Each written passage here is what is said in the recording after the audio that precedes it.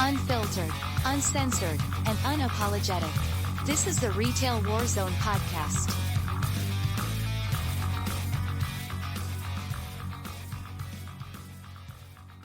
Welcome to the Retail Warzone podcast. I'm Steve. I'm joined by my co-host, The Irish Connection. I would like everybody to know that our podcast is sponsored by The Serving Times. As if customer service wasn't ridiculous enough, Pulitzer Prize winning, just to let you know. The link to The Serving Times is in the description of the video, along with The Serving Times new edition on Substack. So please go check it out. It's great reading. Having said that, there's a lot we're going to kind of go over. I've got like 4 or 5 slides to go through, and it's going to be a culmination of a lot of different things that kind of, go together.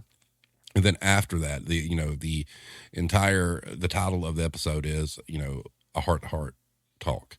And I think it's something that we, need to continue to discuss because these situations are bad. And, some of you know my stance on them already. We've covered this in the past, but we're at a point in time now with the podcast where it's time to revisit some older topics that maybe some people who hadn't been around very long have missed. So that's kind of what we're going to do. So having said that, I'm going to start with this. This was in the news fairly recently. Perfect dad killed by suspected cold-blooded CVS shoplifter. Bet he ain't talking no more. Jared Savay allegedly asked for a beer after fatally shooting Michael Jacobs, a CVS store manager in Arizona. Michael Jacobs, an Arizona CVS manager, came home from work at 10:50 p.m. every night like clockwork, except on September 7th, his wife told Fox News Digital. That Thursday night, Jared allegedly was caught shoplifting and came back to kill Jacobs because he was tired of being bullied, and this was the last straw, Mesa police said. Stacy, Michael's wife of 23 years, and their kids didn't know what happened, but she said they had a bad feeling when it was past midnight and he wasn't home. Stacy said she didn't know what to do. She called local hospitals to see if he was there, but no luck. She asked one of her kids to Google Mike's store. That's when they found out there was a shooting. They beelined it to the CVS on the way. Police called looking for Stacy. I don't think anything else because I know how good my husband is with security and safety at that store, she said. But the man, police officer, tells me that there was a tragedy at the store. Mike has been shot. It was very brief, but they wanted to make sure that I understood that he was gone, that he's deceased. He got shot. He got killed. During their conversation, Stacy said police had a suspect in custody who didn't have any type of remorse or something like that. She said, I just cannot believe that Mike got taken down like that because he runs the store like a star and nothing ever happens. 4 hours before Michael was killed, the suspected gunman was believed to be shoplifting, according to Mesa police, which said CVS declined to prosecute and let him go. Savay allegedly went home, grabbed his gun, and returned to the store where he specifically wanted to see Michael and told employees to get the customers out of the store, according to prosecutors. Jared made spontaneous statements to officers telling them, I did it. I'm guilty. I planned this, and I bet he ain't talking expletive no more. Now is he? Prosecutor said during his first court appearance last week. Then Savay allegedly asked cops for a beer because I'm going away for like 20 years, the prosecutor related. So there's that.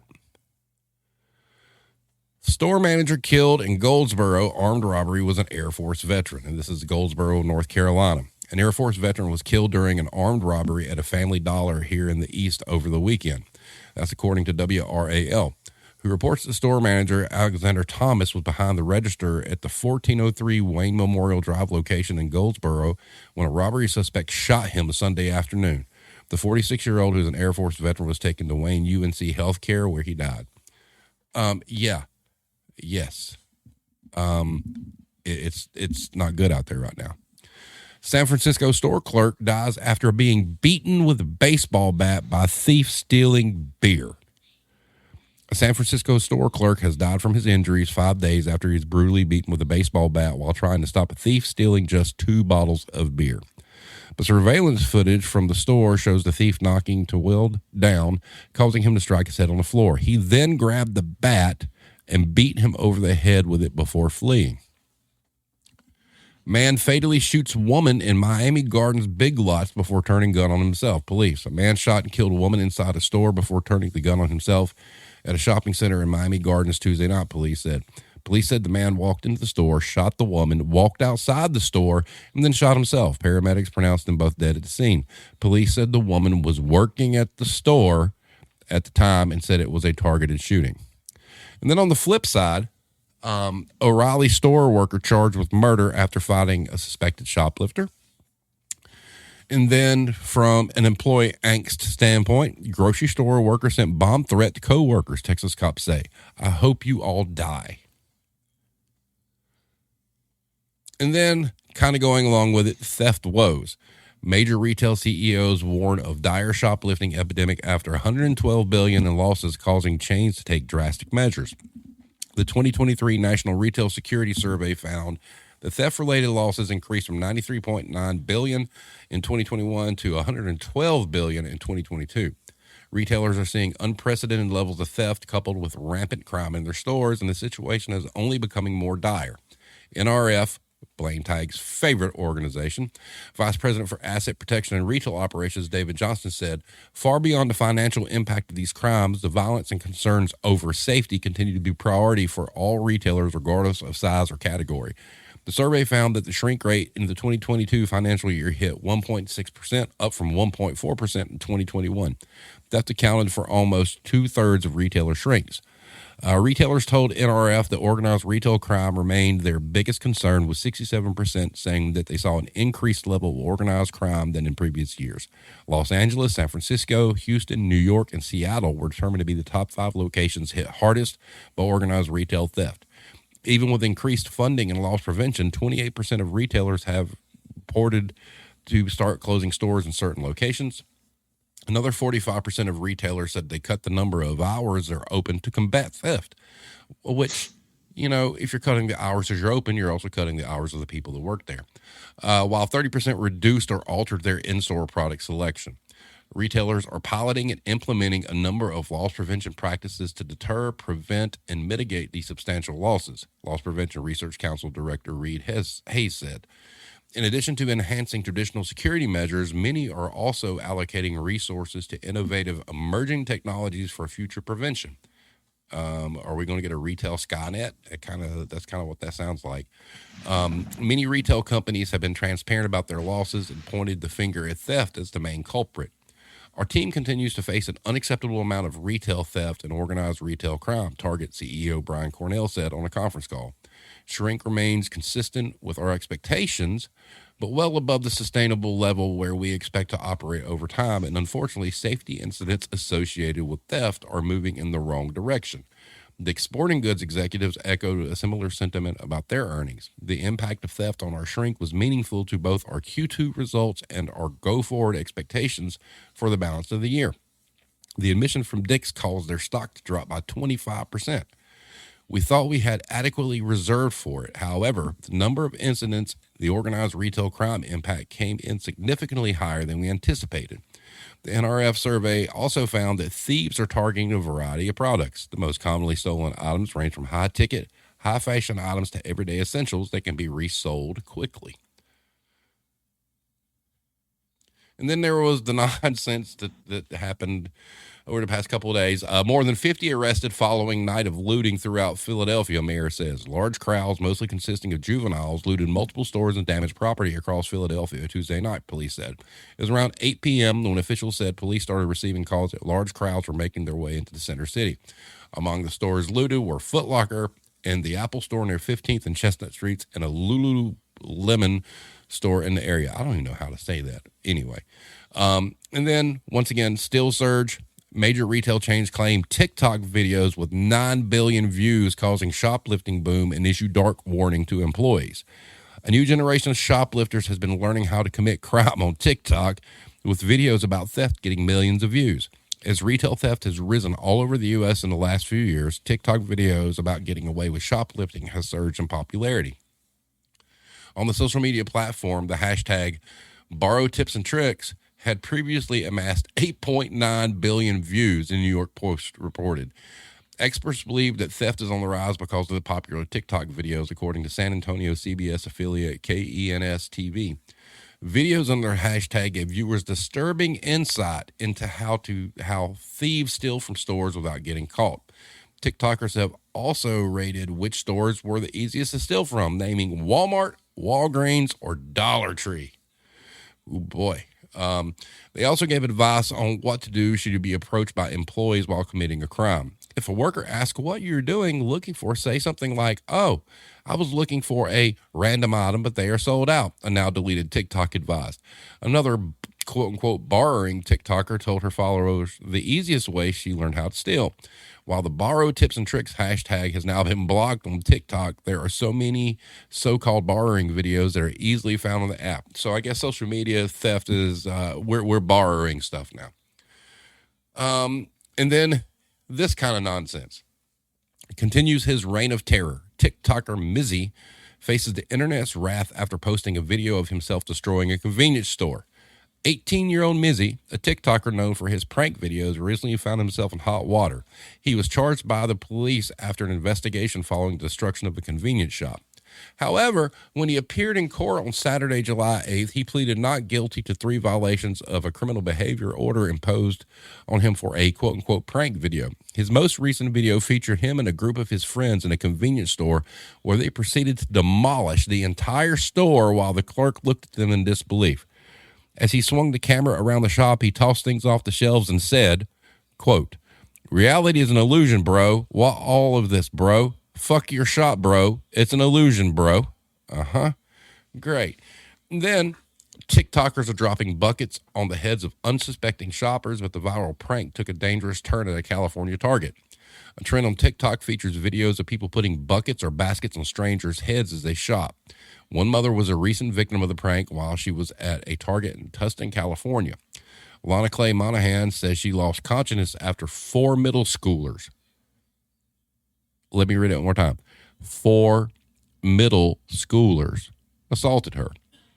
When I turned around, it was a group of male individuals filming me. I know they were filming me because the camera light was on. They all had their phones and they were laughing, she added. The rapidly changing lighting and panic breathing were a recipe for triggering her epilepsy, Clay Monahan told Insider. Police say Clay Monahan then fainted, and security footage shows the boys running out of the store. Paramedics were called in, who took her to a local hospital. So, let me take a look at the chat here. Irish, I'm sure you have plenty to add when we get through this. Let's see. What we got?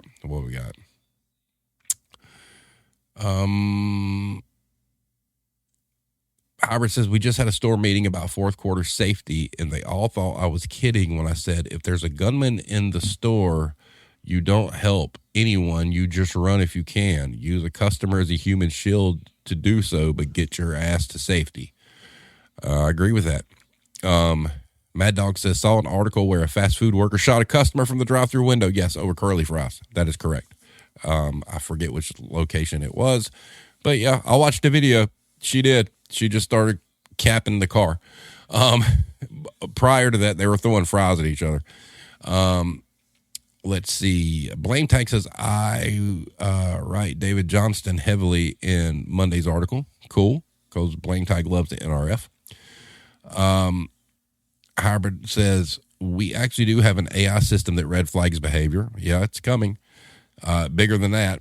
Alex says, I'm starting to wonder if this whole organized retail crime thing is actually real or if it's just corporations fear-mongering. Have any of you actually witnessed this? Yes, in past life I have. It's a real thing. It is a very, very real thing. Hybrid says, no, there's actually organized retail crime. There was a group that tried at my store and did it at another. Correct. Howard also said, wasn't Mizzy the one who got arrested for stalking earlier this year and said, fuck Texas because he kept going in and out while there was a warrant out for him? I believe so. So all of this just to say, you look from start to finish of what we just covered. This is supposed to be a job for teenagers. We don't deserve more than minimum wage. This is the shit we put up with. And before I go on my rant, I want Irish to give his thoughts on what we just heard. Well, there's quite a lot of headlines you went through there. I'm not really sure which one to pick and in what order, but the ones about the pranks, first of all, right? Like that falls for me into the category of vandalism, you know. And I don't think there's an appropriate punishment that humanity has come up with to deal with that, because that is, I haven't actually experienced it personally, but when I see these idiots online that are destroying stores or just being a nuisance to people for likes and clicks, I don't know how to deal with them. It's some sort of a disorder. But it's also interesting. One of the ones that jumped out for me there was the store that thought that it was an appropriate response to shoplifting to reduce hours. Now, that tells you two things. They don't know how to deal with shoplifting. You know, less eyes on the floor is not going to help. And second of all, there's an implicit message there. It's your fault and you're being punished for it. We're going to make you pay via the hours to make up for the losses we're having in shoplifting by cutting your hours and reducing controllable expenses, you know? Yep. And like there's a number, like most of the other headlines there. The first one that you read out there, I sympathize with that. I don't know the full story behind it, where some guy came back after he was released. That just sounds like an individual on a vendetta. But it shows the real danger that some people face by virtue of the fact that they're just doing their job. I have a lot less sympathy, to be quite honest with you, with people who, like, you know, jump over, you know, counters to tackle shoplifters. I mean, you're getting yourself into trouble there, and that would, I think we spoke at length about that in the last show. There's no harm that we do it again. No, I don't know if I'm misquoting. I'm pretty sure it was Mad Dog that said "act your wage" in that episode. You know, and that's more or less where I would come from. It's like, you know, you should act your wage. Are you getting paid to put yourself in danger? No, because, you know, no. I mean, you know, if somebody comes in and steals something, you do your. I would do my job, and I do my job up to a point. You know, I make record of it. I burn off CCTV footage. I have confronted people in the past before. But am I going to go out of my comfort zone and put myself into legitimate danger for the rate of pay that I get? Absolutely not. Not my job. I'll pass it on to the authorities. And if they want to deal with it, they do. And if my employer wants to decrease shoplifting, it certainly isn't going to be by reducing the hours people are on the shop floor. You know, they need to invest in appropriate methods to reduce that. Yeah. I mean, I was always taught customer service them to death. But, you know, one of the big themes to me about, like, what we're going to talk about tonight is, and this is where the heart to heart comes from, is to all of you out there, friend or foe. Maybe I've met you, maybe I haven't, maybe I've worked with you, maybe I haven't. Guys, seriously, it's not worth it. Now, at its face value, you can look at the story about the CVS manager, okay?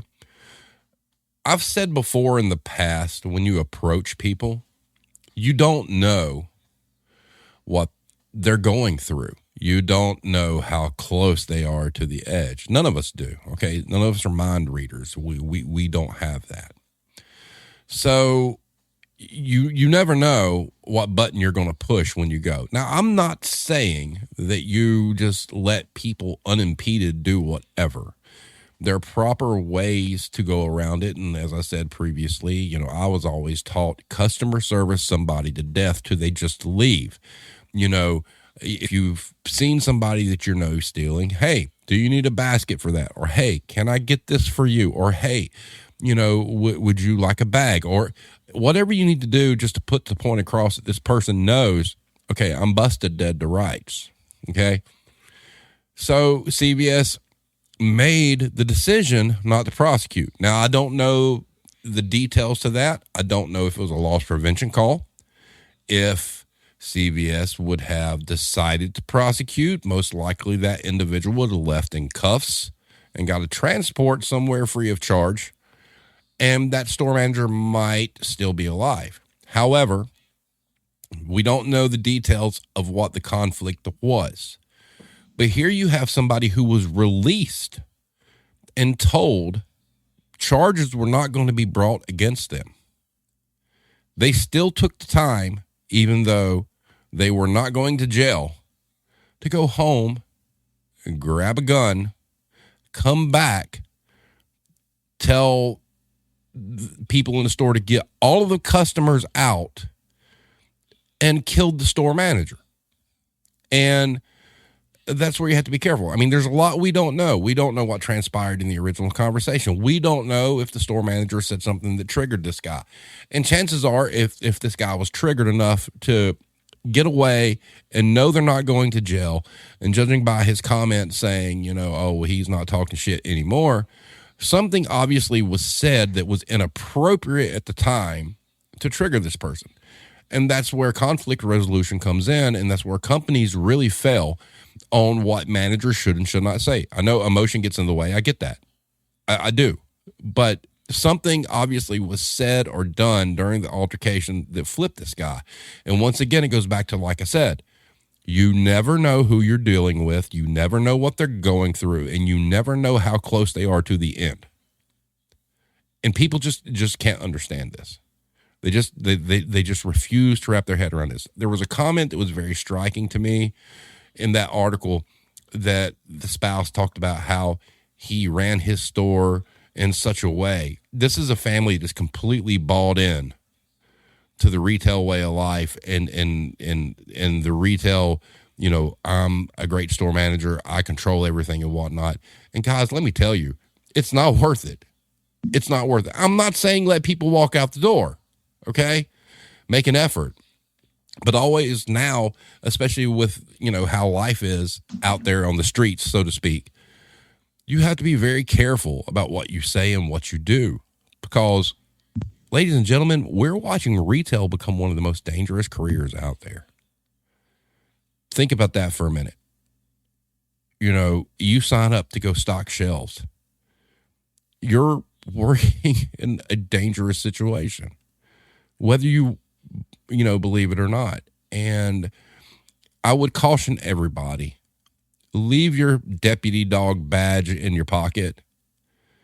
Use the customer service technique to try to keep people from stealing, but don't elevate it so much that you put your life at risk. I see it all the time. I've seen it everywhere I've ever worked. I've had managers working, assistant managers that would go after people, and I'd have to be like, yo, you need to calm down, man. That's not, we don't do that. And, oh, well, I don't understand why people get so offended about it, because there is a shrink reserve. And what's really funny is, you look at the stats, we went from like 1.4 to 1.6. Yeah, it's a lot of money. But just to let you guys know, the Dollar Tree I ran in the roughest part of town, if we got a 4% shrink, 4%, not 1.4, not 1.6. If we got a 4% or lower, my boss and the company thought that was a fucking win. So, come on. Irish? Yeah. It sort of depends on a couple of things, but the way to deal with it varies from, I suppose, the type of store that you're in and the location that you're in, because there are sometimes your store location is just got a higher propensity to attract petty theft, but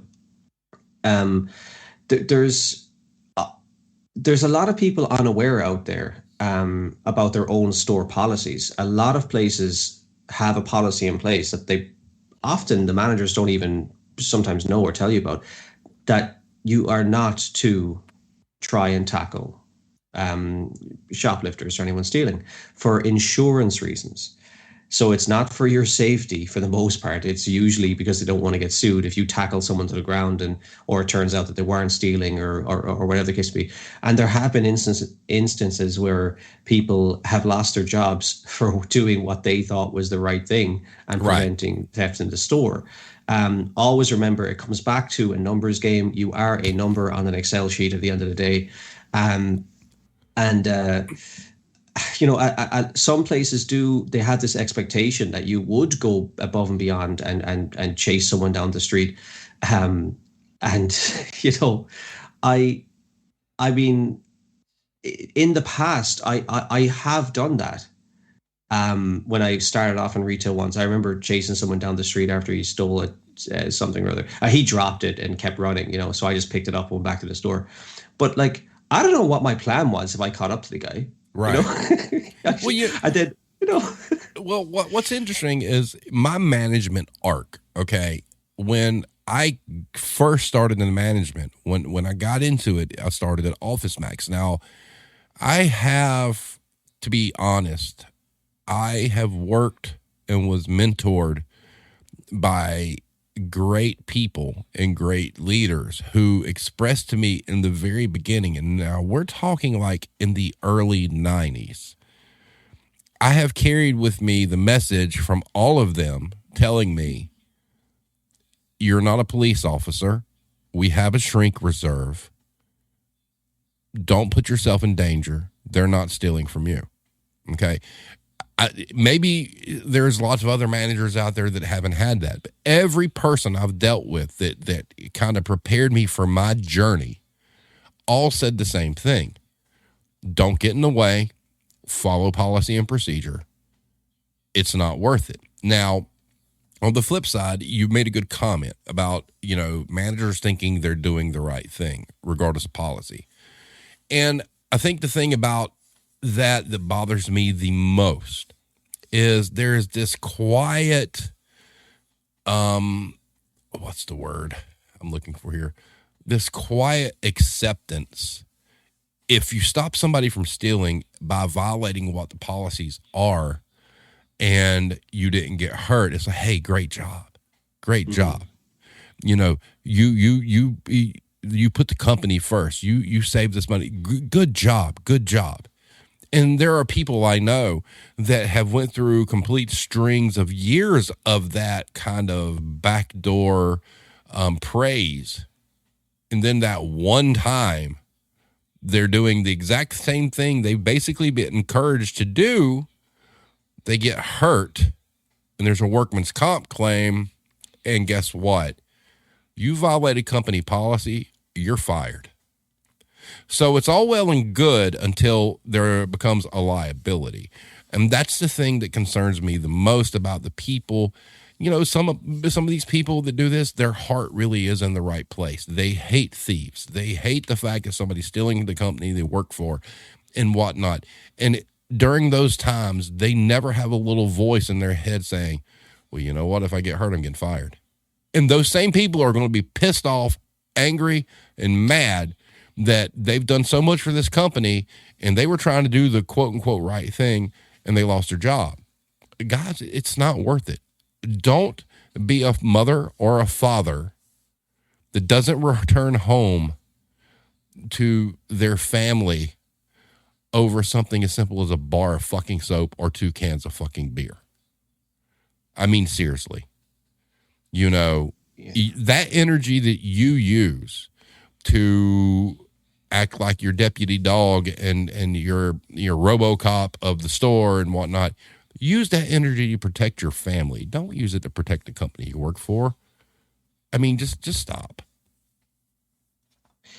Yeah, this might be a bit of a stretch, but like what I don't understand sometimes is the attitude that some people have when they're so worked up by people stealing in the store. I'm not condoning it for a second, but what I'm saying is they take it personally. They take it like they have this kind of, this is my store, no one steals from it kind of attitude. Right. And and they, in some ways that's admirable.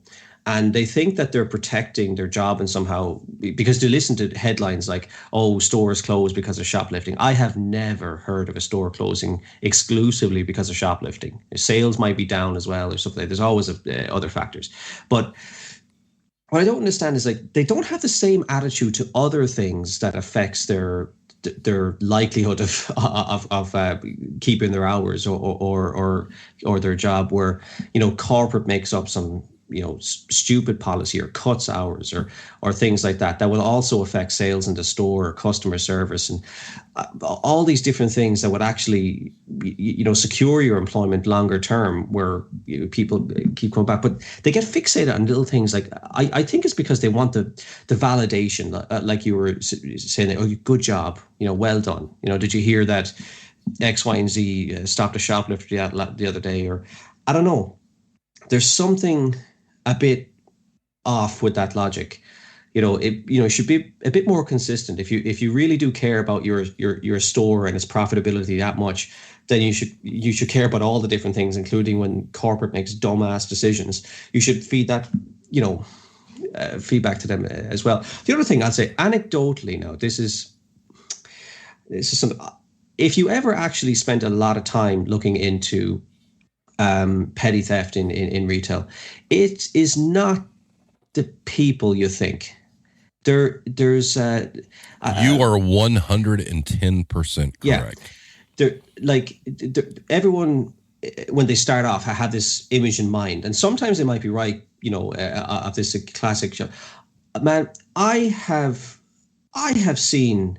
I'm 20 odd years in this, and I have seen every color spectrum, age group, everything. I've seen it organized by people you wouldn't think, and like, you've got little old ladies sometimes that are regular customers, and they've been robbing you blind for years, but no one pays them any notice because they're little old ladies. It doesn't fit into the classic image in their heads. And like, if you really wanted to stop things like shoplifting and bring those numbers down from 1.5% to half that, you have to kind of expand your mind a little bit and stop looking at the most obvious low-hanging fruit, because there's a lot more to it than that. That's just my own experience. And the thing is, the people that are probably the most obvious, right? That you think, that you might recognize them as serial shoplifters. They're the most likely to kick your head in. Yeah. So like, you're right. Because especially like where I work, I can tell you, look, let's just get it out there. There are stereotypes, right? We know this, okay? But I can tell you that in a lot of situations, those are wrong. Way wrong. Way wrong. And, I've always said that, when you come to like trying to stereotype people and you break it into like colors and whatnot, there's the same on both sides. I mean, you can say, one group is one way. Well, guess what? The other group has the exact same fucking thing, period. It's equal. I don't give a fuck what anybody says. It is 100% equal. I'm here in the South. You got fucking, white meth head, trailer park, trash, theft, stealing shit and selling at a flea market to get more money to make drugs and whatnot. Look, it's rampant. And so the stereotypes do not work. They don't. And that's why good LP companies and good LP officers know that. It's about actions. It's not about what you look like. It's about, oh, somebody's acting weird. And it's not about what you look like. It's about you're acting fucking weird. And then they figure it out. But there was something here that I wanted to address. Alex, you said, where can I find it? You said you worked in retail and you were a store manager and you never, ever heard of a shrink reserve. Is that correct? Because that's some poor communication from the top down, because it's my understanding that all store managers know about shrink percentages and shrink reserves. And And I say that. I also want to touch on Dollar Tree real quick because, the TikTok thing talked about how Dollar Tree, which is, one of the easiest places to steal from. Well, number one, let me tell you why. Because there's no staff. The store I worked at on a Saturday morning, it was me and a cashier. About lunchtime, it would get busy. The cashier and I were the only people on the register, and there were lines backed up, and I had people filling baskets full of stuff walking out the door and waving at me saying, bye. And I knew. When I first took over the store, I took over that needed help in a really bad area of town, which is a very hot topic of conversation amongst my folks this past few weeks. But anyway, when I took that store over, I was coming in after an inventory. Now, I'm not going into percentages. I'm going into the dollars here. All right. So I don't remember the exact figure.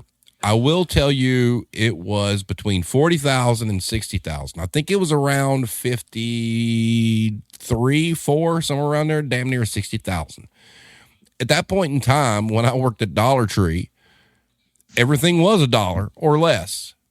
So at face value, if let's just say it was $54,000 worth of shrink, that's 54,000 pieces of merchandise. So why are they easy to steal from? Because guess what? They got nobody. If you and people that steal professionally know what managers do what. They know which managers sit in the office all night long.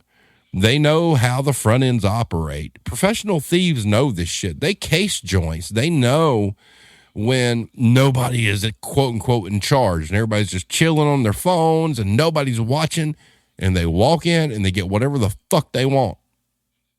That's the other thing. That onus is on the stores, and that's training.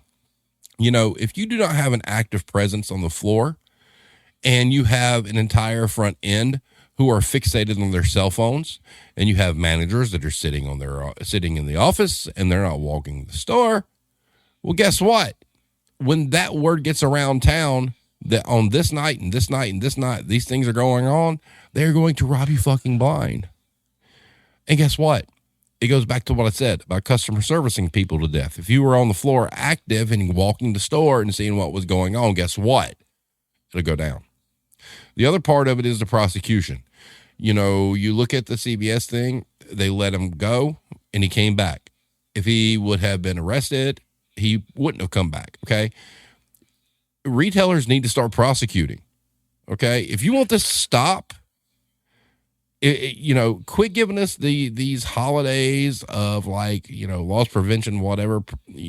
Stop it. Get these companies behind actually saying, all right, I don't care if it was $5 or $500. You're going to jail and we're going to prosecute you and we're going to send you to jail for $5 until you start doing that. It's going to continue because right now the general consensus is the thieves feel like, oh, nothing's going to happen to them, and they're just going to keep trying. I don't care if it's $1. Get hard about it, it'll stop, but they won't. And why is that? Because legal fees are really, really high, right? So they'll talk about shrink reserves and they'll talk about how much is getting stolen, but they don't want to put out the legal fees to prosecute somebody for something cheap. There's a shrink reserve. Part of these companies telling us at what point they'll actually prosecute somebody. Because I guarantee you it ain't no more than, it's got to be close to $1,000 before they even decide to take somebody to court because of the legal fees. Prosecute. It'll stop it. It doesn't matter if it's a penny or $100,000. Prosecute them. It'll stop. Quit whining to the press. Quit cutting people's hours. Quit saying that, oh, it's the biggest problem in retail. Send people to fucking jail and it will stop. Irish?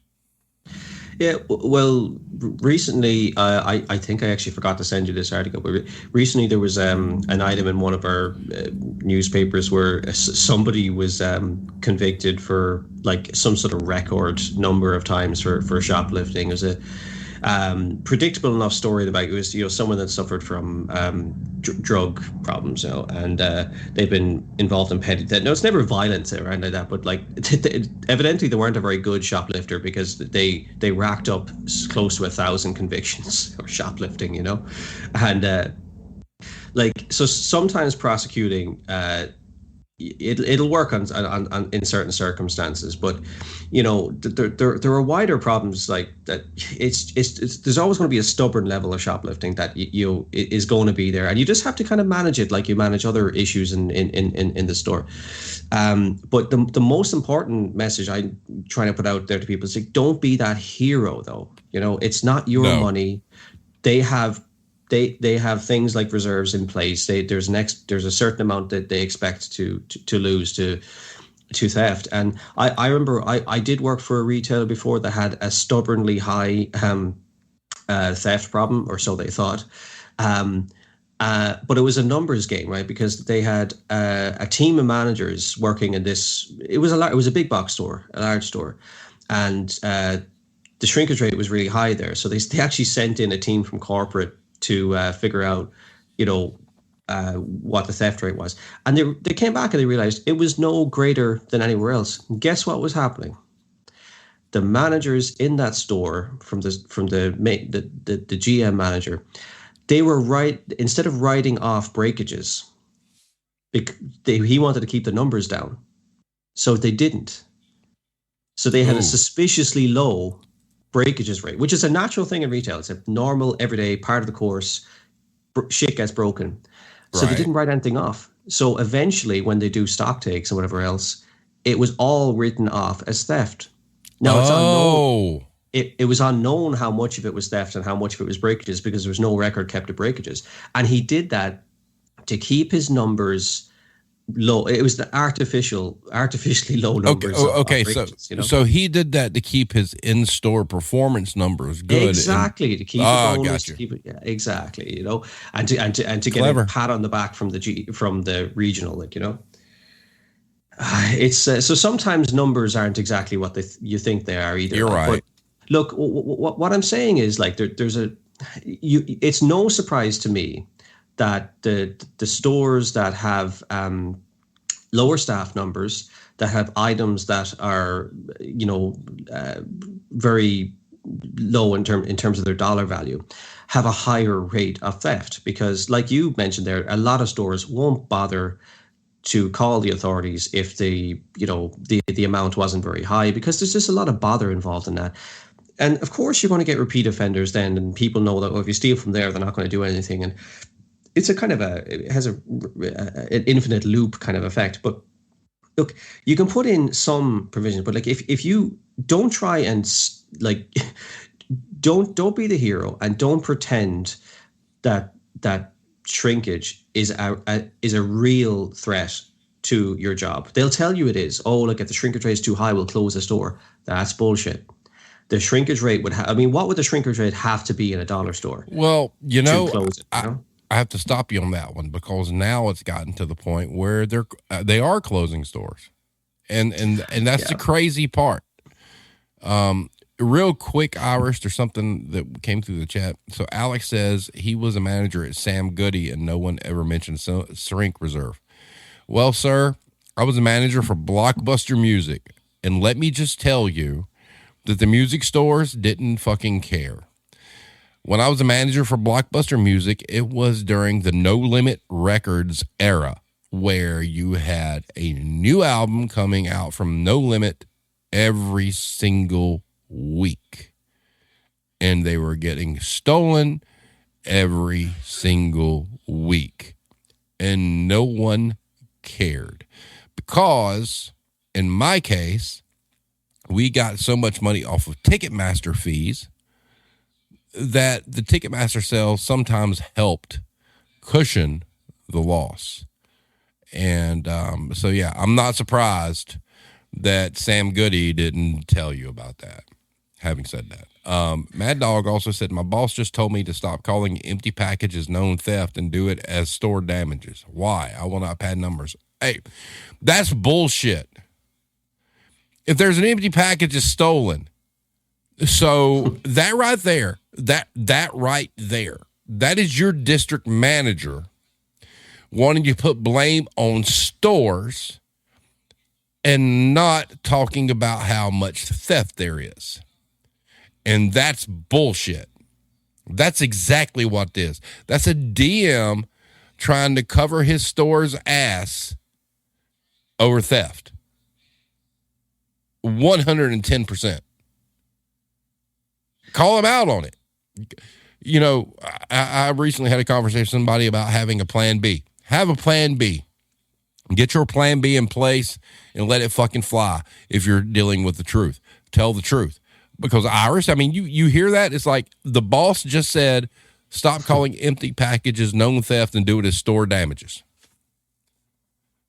Yeah, again, you're just fluffing the numbers, you know, and it's not a true reflection of events. Like, and it's no more than like, look, this is always going to be there to some extent. And I just think that the responsibility is the burden of shoplifting is given too much to the staff. Like, first of all, you don't have the resources outside of customer servicing them to death, right? Right. You shouldn't put yourself in harm's way. Nope.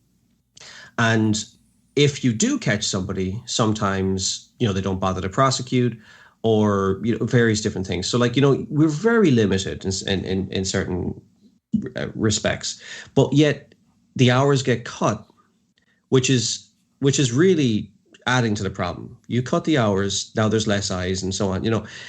So we're like the ordinary kind of staff member will be penalized for basically not having the resources to do it. So what do? Maybe you overreact and you become overly zealous when it comes to shoplifters, and you become, no one's going to steal in my store, and I'm going to make a reputation. You know, man, now you're in a high risk category where one day you're going to tackle the wrong person who's high on something, or who's just unwell, or just volatile, and you could end up losing your job because you didn't realize the actual policy was, despite what you're doing for years, the actual policy was you don't tackle shoplifters. And now that, you know, now that the guy broke his ankle when he tried to run out the door and you tackled him to the street, he's suing us, you lost your job. You know, you realize very quickly how dispensable you can be. That's exactly what I was going to say. From the point of customer servicing someone to death to getting fucking shot between the eyes, you're expendable. Yeah, and look, your primary responsibility should be to yourself and your loved ones, like, you know, especially with the, like, and don't forget, now, I don't know how it works in the States necessarily, but there are some major retailers here who basically pass on the losses directly to suppliers. Like, in their contracts for the stores, some of our, especially the bigger box stores, they will use, like, say, small suppliers for something, and they get paid based on what gets sold through the cash register. You know, a report is printed off, and every 90 days they get a check. But if something is stolen, that small supplier doesn't get paid. You know? So, like, the store sometimes isn't actually... But, you know, that's kind of wrong, because once the supplier sends the piece, the accountability for the merchandise lays on the merchant. Yeah, you see, and look, if you read the small print in some of these things, like sometimes, if it's a really small supplier and they're trying to break into a store, they will sign anything. Yeah. To try and get, you know, so sometimes they're just exploiting these things. Now, would that hold up in court? Probably not. But is a supplier that's turning over, you know, 100,000 a year going to take on big box retail when their lawyer probably costs that a month? You know, they're not going to do that. So that's where the difficulty lies. It's, you know, now a lot of retailers don't do that, to be fair. You know, I'm just saying that it does exist. And, you know, that just gives you an idea of how much they really care about theft at times. If it doesn't cost them money, they wouldn't give a shit. Well, you know, it's interesting, because on the converse side of what Mad Dog said, how many stores and companies out there are counting damages from, let's say, shipping or warehouse handling to shrink? You have to look at it both ways. I mean, you've got somebody saying, hey, count open packages as damages. But would it not stand to reason that there's a lot of companies out there that are saying count damages as theft? So, I mean, think about it. You know, if you got a shitty warehouse and you know, they're sending stuff to stores completely broken, oh, just count it as theft. You know, so it goes both ways. And there again comes the whole crux of the entire conversation. You cannot trust the business you work for because you don't know how they're trying to cook the books. Now, we're sitting at like 54 minutes and we're going to get out of here real quick. So I want to go over a couple of things real fast to end up. So social media. There was the article about TikTok. Look, I've been off of social media, you know, a pretty good bit versus what I used to be a year ago because it's so toxic. And I've talked about this. I've talked about how social media is just terrible and whatnot. But this is where we're at. We have entire sections of social media teaching people how to steal. You know, it goes back to me saying, and you can go back to the very beginning of the Warzone and us talking about weird stuff and me talking about how reality TV fucked everything up. And here we are. You've got people presenting how to steal, how to get free things. And ladies and gentlemen, that's another thing that we have to deal with. And the way all this ties in, the way that, you know, from the title of the video, a heart-to-heart talk. Guys, if you're in this industry, you need to understand that, yes, you need to push for higher wages. You need to push for better working conditions. Because you go back, if you're watching this, and watching it, I recommend, because when I have to read off the slides, I get ahead of myself and talk too fast and whatnot, and I mess words up and all these other things. But when you look at from slide 1 to slide 5, these are things that we have to deal with every single fucking day. But we've got people out there telling us we don't deserve a living wage. We got people out there telling us this is a job for teenagers.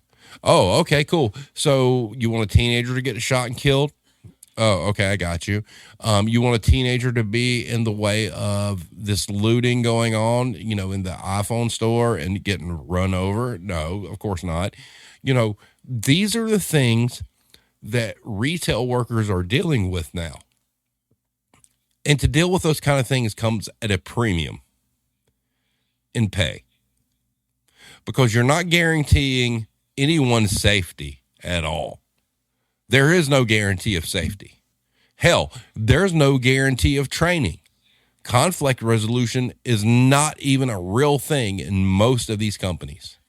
They want to get out here in the media and talk about shrink and how they're closing stores and how it's hurting their bottom line. Well, that's the key. It's hurting their bottom line. They don't care that it's hurting you. They don't care that you're in the line of fire. So recently we had the UAW strike, right? We had the president, you know, however you view it, whether it was a 12-minute photo op or whatnot, got down there and was telling, you know, how much an hour they should, they should bargain for. Retail is the business that keeps the country going. If you don't believe that, let's go back and revisit COVID. Remember, we were essential, right? So if we're so undervalued and we're so uneducated, why could not the leader of the free world survive without all of us being, quote unquote, essential and open, right? So it's time to demand the same things that the UAW is demanding, because the news clippings show it. There's abuse, there's death, there's violence, there's reduction of hours, things that are out of your control while you're just there trying to do a job. So my challenge to all of you is figure it out. If this is an industry you want to be in, then get out, then go. But if you love the industry, help make it better. And how do we do that? I'm not really sure what the path forward is, but it's time. It is absolutely time. So having said that, we got roughly 2 minutes. Irish closing statements. First of all, I just want to acknowledge Blame Tag's wife there. I'm glad that she used that quote with your neighbor. But look, in general, you summed it up pretty well there. I think that retail is like the front line of how the economy is doing. Like there's the first one that'll hit the headlines when things go south. We're essential whenever there's a weather problem or a pandemic. It becomes very apparent how much people rely on retail. So there's it's not often given the credit to how much people rely on it for their everyday lives, and we need to pay people appropriately for that, for the work that they do, for the risks that they take. I'm not suggesting for a second it's riskier than being a nurse or being, in law enforcement or anything like that. But you're dealing with the public, and with that comes risk. And there should be appropriate protections in place that, if there's a shrinkage problem, corporate should take action that's appropriate, not lay the responsibility on the staff to chase people down or to put themselves in the firing line or to threaten them with their hours being cut, because that's when people will act irrationally if shrinkage is too high. And as well as that, I forget which episode it was, Steve, but I think you were talking about Jesus's craft store. When the breakages there were very, very high. Isn't that correct? Yes, that's correct. Right. So there was a very, very high limit where you wouldn't bill the supplier if something came in broke until it reached X amount in dollars. That is correct. Yes. Yeah. So if you want to know about that's how much they care. Okay. If the same amount was stolen, I think that they would come down hard on the staff and blame them for the same dollar amount being stolen out of the store, but they were happy to write it off as a, controllable expense because it was they deemed it as that's just part of the course. It's just cheaper to take the risk of getting it there rather than packaging it appropriately. Well, the inside of the store is the same. Not every store is going to have the same, layout quite literally, but also they're in different type of areas of social economic problems. They might be all sorts of factors that go into it, but the staff are limited in how much that they can control without adequate resources from corporate. But they're the first ones to get the blame, their hours cut, and store closures based solely on shrinkage. I think that those numbers will be very, very low. They blame shrinkage, but I think there's more to the story behind that. So what I'm saying, I suppose, is act your wage. Don't be a hero. There is have you ever seen that YouTube channel, Gas Station Encounters? No. Right. It's a very popular YouTube channel. It's a gas station in Ohio, I think, where they have, I think it's over 1 million subscribers, where they basically video people being caught shoplifting. And it's entertaining and everything else, but like they get a pass because they own the place. That's their actual business, but they're glorifying chasing down shoplifters as well at the same time. Don't do that. It's not your money. It's insured. And, you are worth a lot more in the long term by having, by remaining able-bodied and not having some of the headlines that you read out there. Your family don't want to see you either disabled or dead because you try to tackle the wrong person. Yep. So having said that, real quick, I'm going to go through some things I see real here.